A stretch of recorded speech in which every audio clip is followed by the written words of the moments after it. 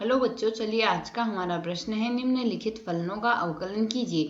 फलन हमें दिया गया है x की घात 5/3, 6/x की घात 5 और 5/x की घात 3/2।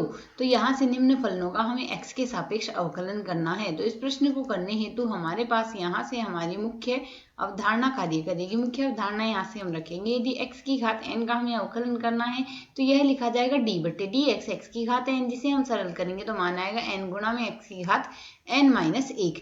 तो यदि हम यहाँ से प्रथम पद देखिए, प्रथम पद है x की घात 5/3 का हमने अवकलन करना है, वो भी x के सापेक्ष। तो यहाँ से 1/3 तो नियत पद है, उसे तो हम बाहर लिख देंगे। अब x की घात 5 का यदि अवकलन किया जाए सूत्र के अनुसार 5 हम आगे लिख देंगे, x की घात आ जाएगा 5-1।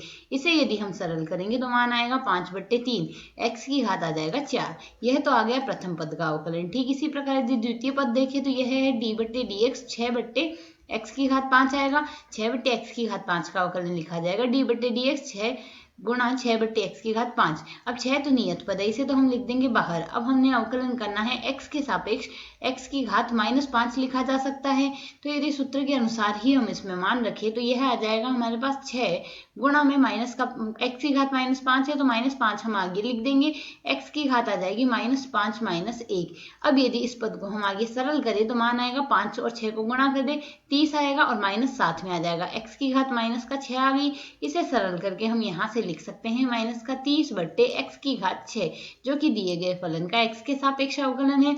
इसी प्रकार अगला पद आएगा 5/x की घात 3/2। अब हमें 5/x की घात 3/2 का अवकलन करना है, तो यह लिखा जाएगा d/dx 5/x की घात 3/2। सरल करें, 5 हम बाहर लिख देंगे, d/dx, x की घात 3/2 बट्टे में ऊपर ले जाएंगे अंश में, तो x की घात माइनस का 3/2 लिखी जाएगी। इसका जब अवकलन करेंगे तो -5, x की घात माइनस का 3/2 है, तो सबसे पहले माइनस का 3/2 आगे लिखेंगे और x की घात आ जाएगी माइनस का 3/2 -1। तो यदि हम -3/2 -1 को सरल करें तो इनका लघुत्तम तो बनेगा 2 और -3 -2 आएगा साथ में, जिसे हम लिख सकते हैं -5/2।